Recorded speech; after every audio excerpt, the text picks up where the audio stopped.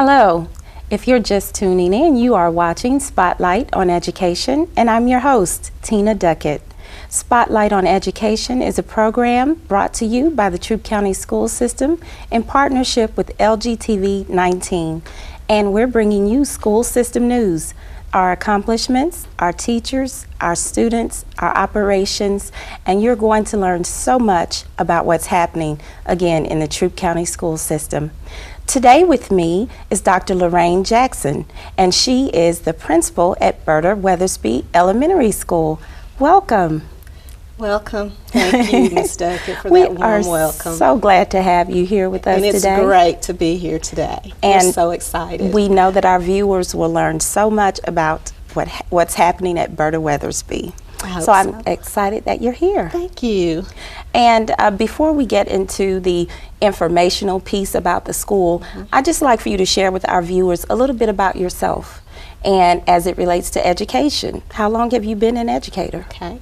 I've been in education for 24 years. I have been principal at Berta Weathersbee for 8 years, and I've enjoyed every moment of it. I began my career with the LaGrange City School System as a speech-language pathologist assigned to Southside Primary School.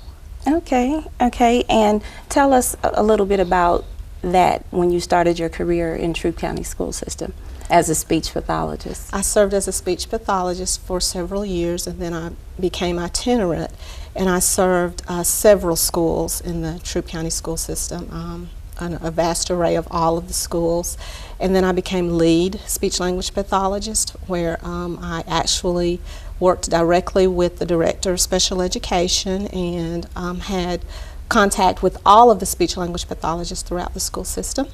And then I applied for the instructional specialist position at Berta Weathersbee Elementary School, and Mr. Ted Alford, who is now a school board member, was principal, and that's when I began my career in administration.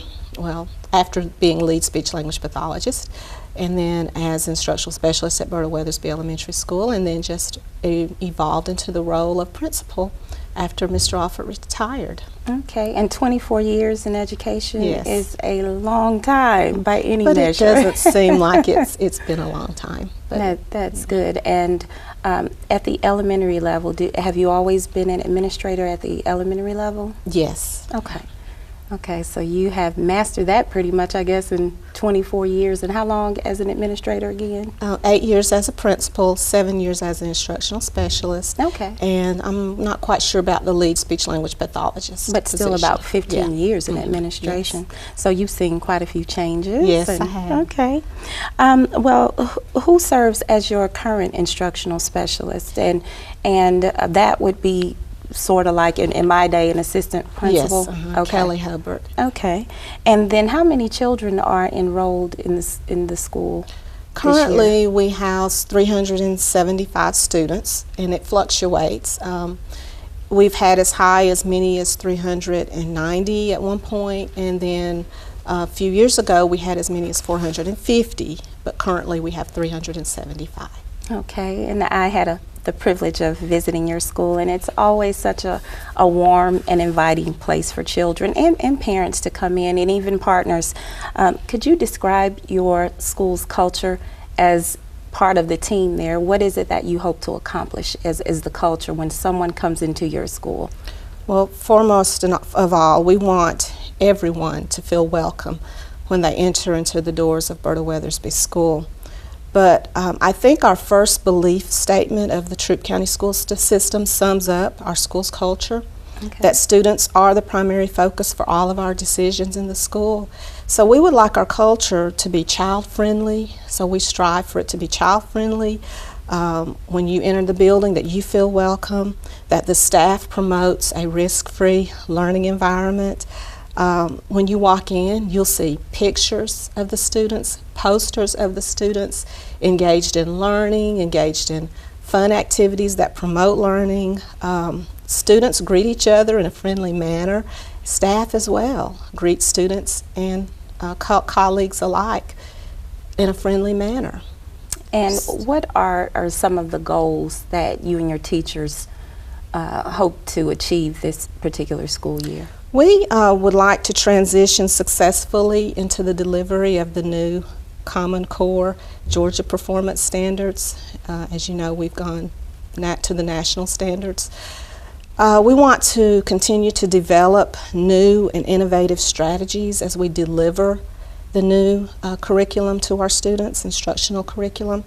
We would like to meet and exceed the goals that we have set on our school improvement plan, and continue to meet all of the educational, academic, social, and emotional needs of all of our students.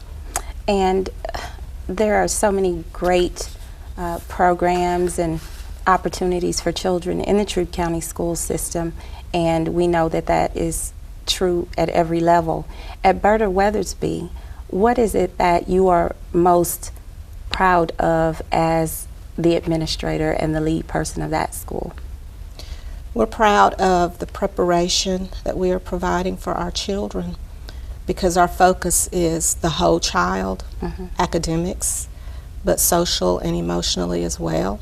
Those skills that they will need in order to compete in a global society when they leave Berta, and it begins in elementary. So we would like to instill in them their foundation that will carry them through their middle school years, their high school years, and whatever they choose after high school, whether it's college or tech prep or whatever, service for the country, whatever they choose. We want them to have those necessary skills that they will need. And in addition to academic skills, they will need what we call those soft skills, and we really focus on those as well. And what are soft skills? What would be an example of a soft skill for our viewers? Soft skills are the things that we teach them through character education. Okay. Your character and your integrity. Okay, you have a character education program at your school? We have several avenues in which we address character education. Well, share with us. Okay. One of them includes the Berta Essentials. We adapted them from Ron Clark's 55 Essentials. After I attended an on-site visit of the Ron Clark Academy in Atlanta, Georgia, which was probably one of the most powerful professional learning opportunities I've ever experienced. It was very inspirational, and several of the teachers had the opportunity to attend as well. And we came back and decided that we would put together our student responsibility plan, adapting 43 of Ron Clark's 55 essentials for our students. So we focus on that daily, because it's something that students need to help them be successful in school and in life. And you chose 43 of the 55. What do those 43 essentials embody, and share with our viewers how they read, just an example? We developed the student responsibility, or adopted a student responsibility committee to put together a school-wide student responsibility plan for our students. And we narrowed the focus from the 55 Berta Essentials, Ron Clark Essentials, to 43, and adapted them and entitled them Berta Essentials. And it's a school-wide initiative, so once a day over the intercom, a Berta Essential is read, and it's reinforced on an ongoing basis by all the teachers. This philosophy and practice was unanimously accepted by our entire staff, which in itself says a lot, that that's very powerful, that they saw that our children needed to practice these essentials every day. And I do have some examples here that I will read to you, just a few of them. Good. Berta Essentials, they're an adaptation of Ron Clark's Essential 55. The very first one is, when responding to an adult, you must answer by saying yes or no. Not just nodding your head or giving some form of a gesture. That's not acceptable. We want you to use your words. Good. Okay. Another one, if someone in your class wins a game or they do something well, congratulate the person, clap for them. And it's interesting that I can walk throughout the building during the day and I can hear these random applause is coming from the classrooms, and I can, step inside the classroom and there's a celebration going on because a student responded correctly to a question, or a student was successful on their assignment. And so it's really good to have the children celebrate with each other their accomplishments. Another one is, if you're asked a question in the conversation, you should ask a question in return. For example, did you have a nice weekend, like you asked me a few minutes ago? Yes. And you should say yes, and in return to that person, you would say, how was your weekend? Yes. And it generates conversation, which is really good, conversation and language, which is good for our students. Let's see, I highlighted another one, and they're all numbered, and when we announce over the intercom the essential, we give the number as well. Okay. For example, I would say Berta Essential number 25. If I or any other teacher in the school is speaking to you or disciplining another student, do not look at that student. You wouldn't want others looking at you if you were in trouble. So don't look at others in that situation. If you are the student that I'm talking to, or you're the one in trouble, do not get angry or fuss at the students who are looking at you. Just let the teacher know or let your principal know, and they'll handle the situation. Oh, good. And Berta Essential number 33. This one's very important because we go on several field trips, which we'll talk about, I think, later. When we are on a field trip, there will be no talking as we enter the building. We will enter the building so quietly that no one will even notice we're there. And we get feedback on this one when we visit various places for our field study trips.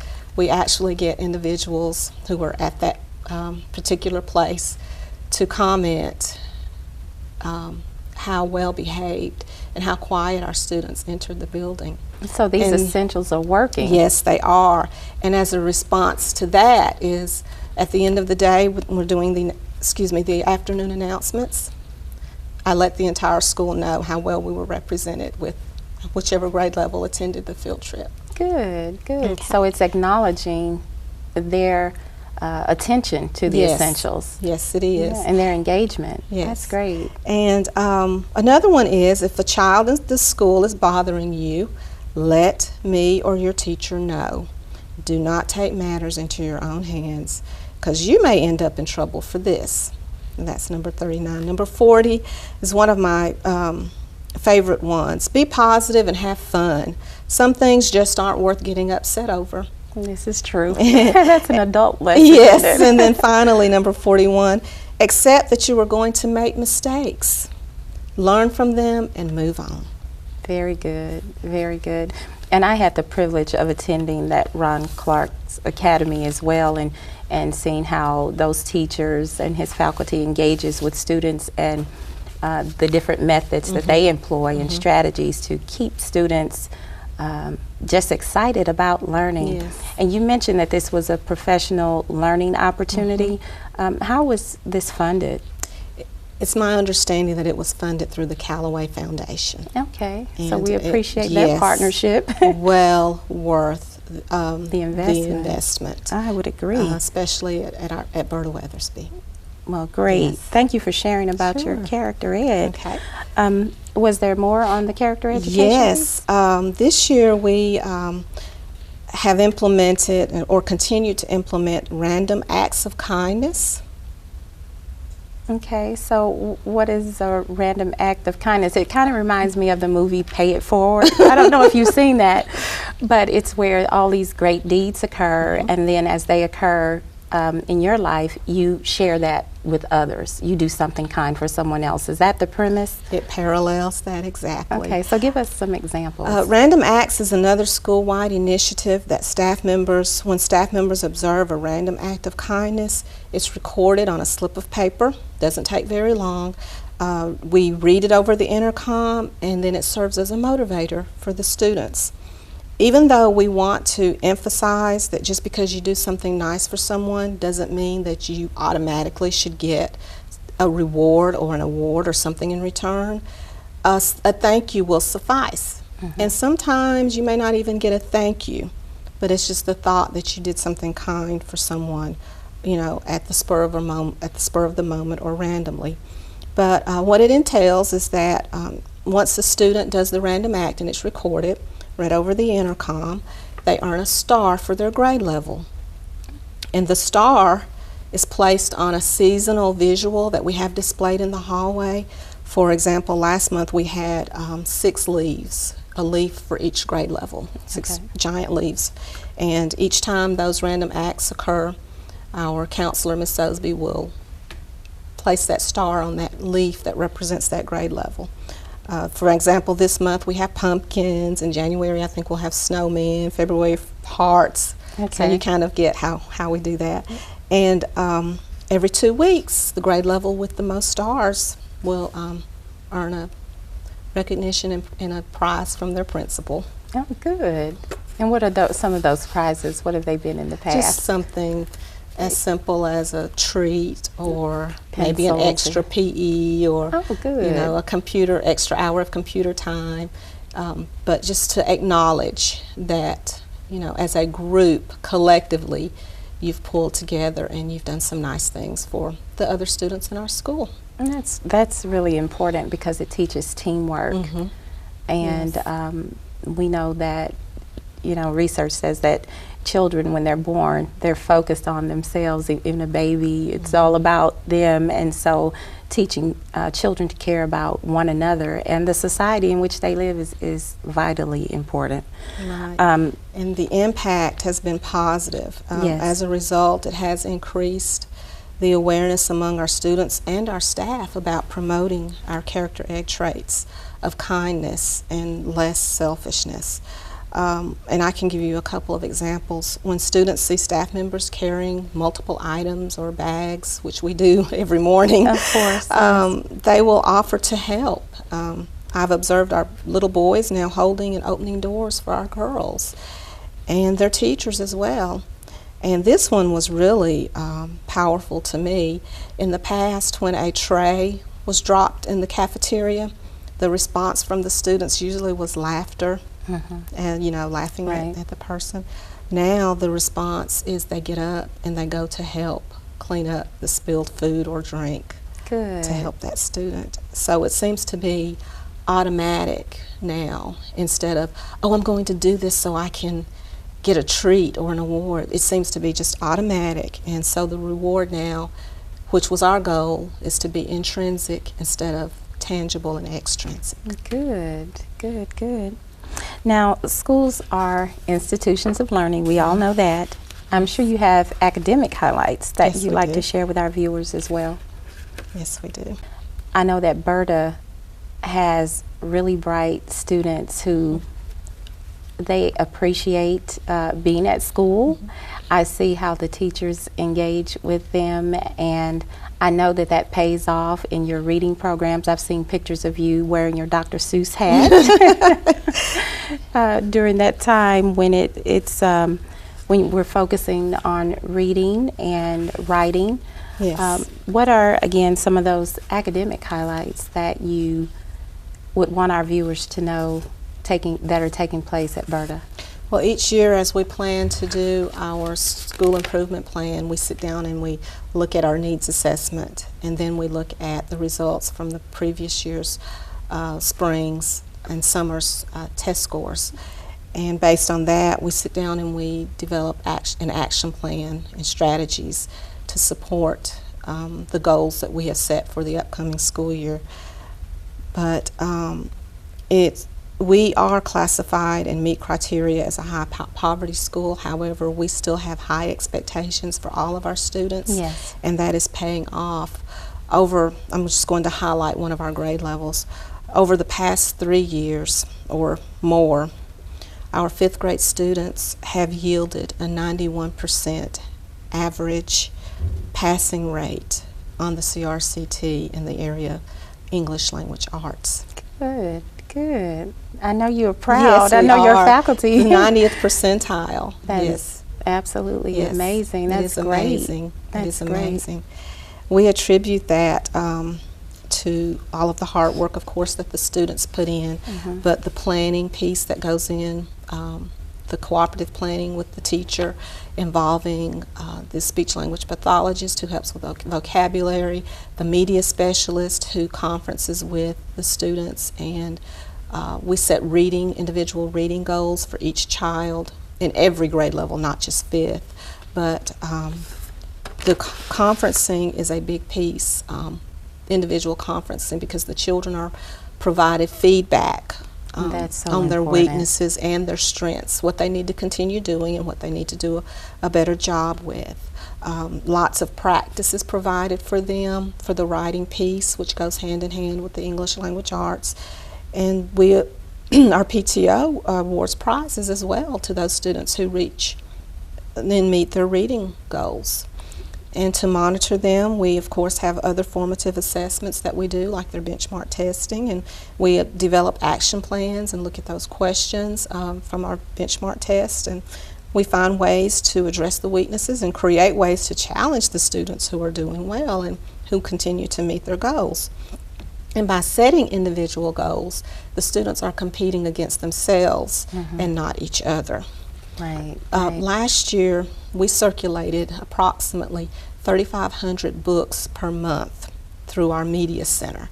So the reading piece tied with our English language arts is what has helped us achieve a 90th percentile in the 5th grade. Wow. Average over the last 3 years. So all of that planning and it does work out. Yes, it does. It does benefit. It shows the fruit of your labor as a team, as a staff, working on behalf of the children. And then I appreciate that conferencing piece with the child to address those strengths and those challenges, because if you don't know where you're struggling and nobody's ever really identified that, how can you improve?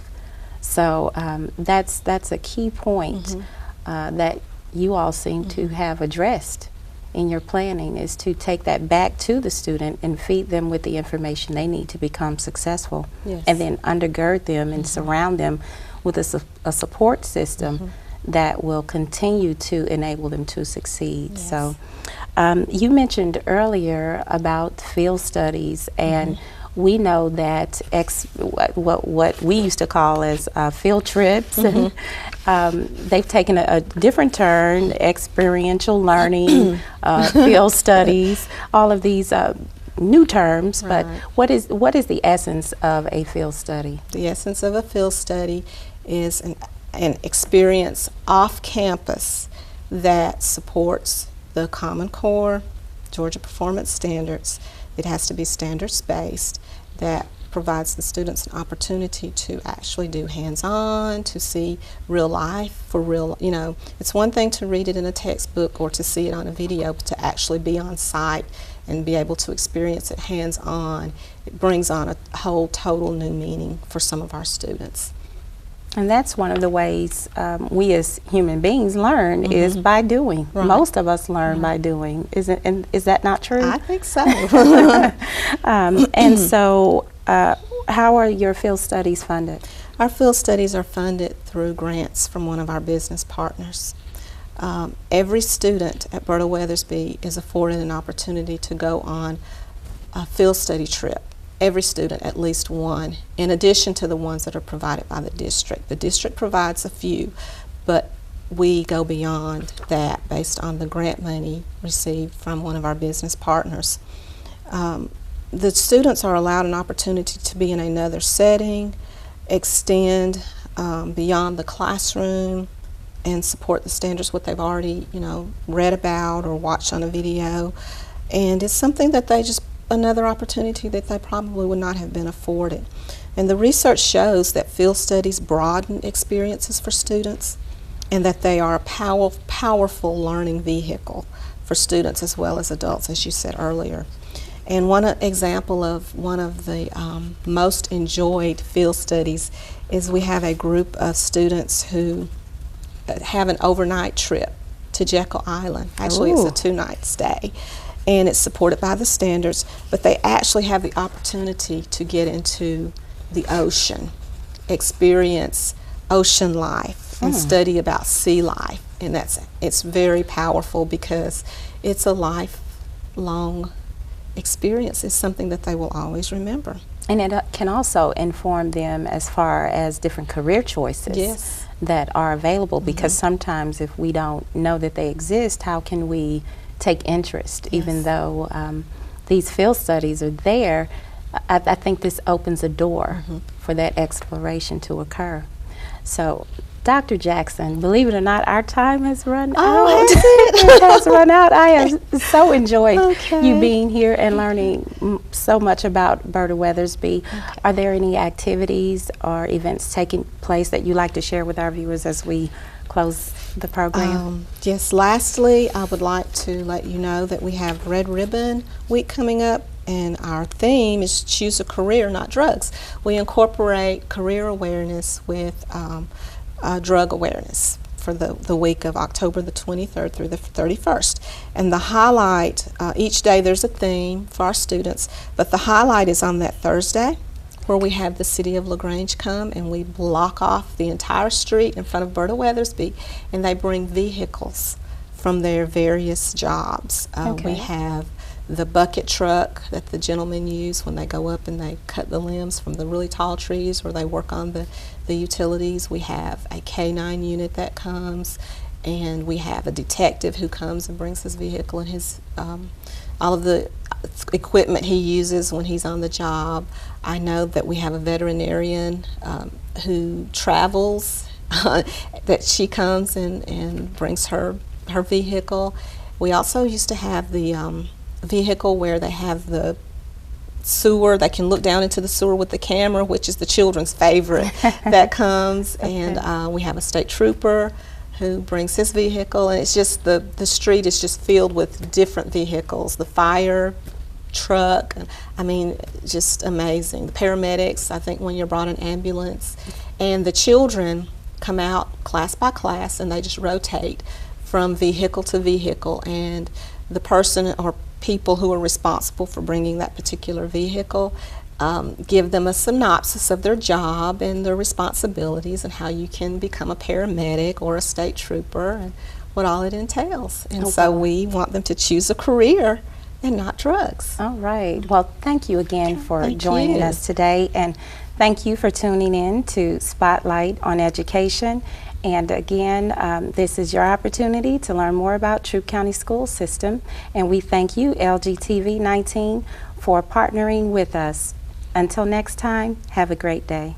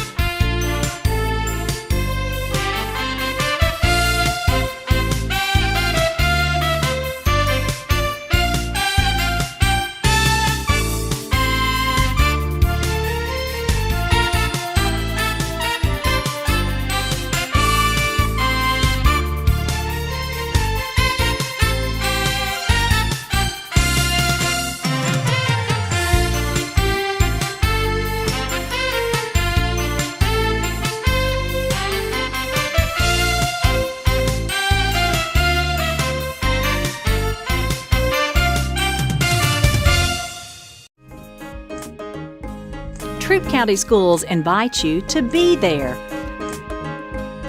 When schools and parents work together to be there for kids, the results are powerful. The ordinary becomes extraordinary because teachable moments happen every day. Be their favorite teacher. Be there. Troup County Schools and you.